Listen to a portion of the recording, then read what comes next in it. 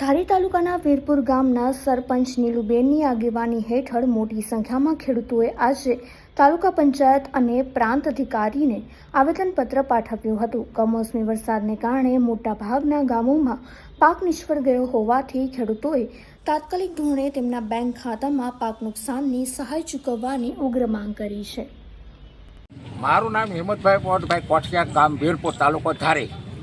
અમારો હોદ્દો ખેતીનો। આ સમયમાં નુકસાની થઈ છે, સરકારશ્રી જાણે છે। ગુજરાતનો કોઈ ગામ કે કોઈ ખૂણો બાકી રહ્યો નથી। ઓનલાઈન કે આમે એમને દરેક વસ્તુની ખબર છે। દરેક વસ્તુ ખેતીમાં પડી હતી, હજી કામ પૂરું ન થયું ત્યાં વરસાદે એનું કામ કર્યું છે અને નુકસાની ભરપૂર થઈ છે। જે કહેવાય કે જેટલો ખર્ચો થાય એની અંદર વહી ગયું છે। આ પાક આવ્યો છે એ ખર્ચો નથી, ખર્ચાની જાવક છે, એનાથી વધારે નુકસાની ભોગવવાની થાય છે। જો એ મદદ ન કરે તો ખેડૂત કઈ રીતે ઊભા થઈ શકે? તમારી શું માંગ છે? અમારી માંગ એ છે કે એને સર્વે કરવો હોય તો કરી લે અને ડાયરેક્ટ આપવા હોય ને તો એ જાણે છે અને ખેડૂતના ખાતામાં ડાયરેક્ટ નાખી શકે। 100% અને આ નુકસાની છે એનો પૂરો રિપોર્ટ લેવામાં આવે। ખેડૂત આરે અન્યાય શું કરવા? દરેક કાર્યમાં એ પૂરતું ધ્યાન આપે છે, તો ખેડૂત આરે કેમ નહીં? તો એને ધ્યાનથી આ મુદ્દો ધ્યાનમાં લેવો છે।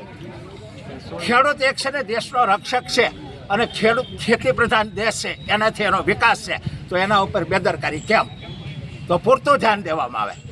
ઓકે, હું નીલુબેન જોશી, વીરપુર સરપંચ। આજે આપ જાણો છો એમ 8 થી 10 દિવસથી કમોસમી વરસાદ એટલે કે માવઠું પડી રહ્યું હતું। એમાં અમારા ગામના ખેડૂત, વીરપુર ગામના ખેડૂતોને ખૂબ જ નુકસાન થઈ ગયું છે। જેમ કે મગફળી, અડદ, મગ, કોઈ પણ જીણસ ઘરે પહોંચી શકે એવી પોઝિશન હતી નહીં।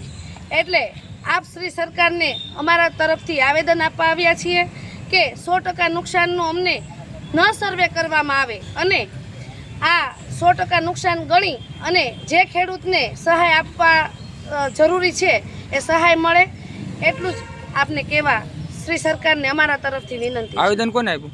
આવેદન અમે ટીડીઓ સાહેબને આપીએ છીએ અને એમને અપાઈ ગયું છે અને આગળ અમે કલેક્ટરશ્રીને પણ આવેદન આપશું અને આગળ જિલ્લા વિકાસ અધિકારીને આપશું, ખેતી વિકાસ અધિકારીને આપશું અને સાંસદ ભરતભાઈ સુતરિયાને બી આપશું અને અમારા ધારાસભ્ય જેવી સાહેબ કાકડિયાને પણ અમે આવેદન આપવાના છીએ અને અમારા ખેડૂતને ન્યાય મળે એવું અમે આગળ સરકાર પાસે માંગણી કરીએ છીએ અને સર્વે પણ ન કરવામાં આવે, કેમ કે સર્વે કરીએ તો ખૂબ દિવસ વયો જાય એવો છે અને એવો સમય પણ નથી અને ખેડૂત ખેતરમાં પણ જઈ શકે એવી પોઝિશન નથી।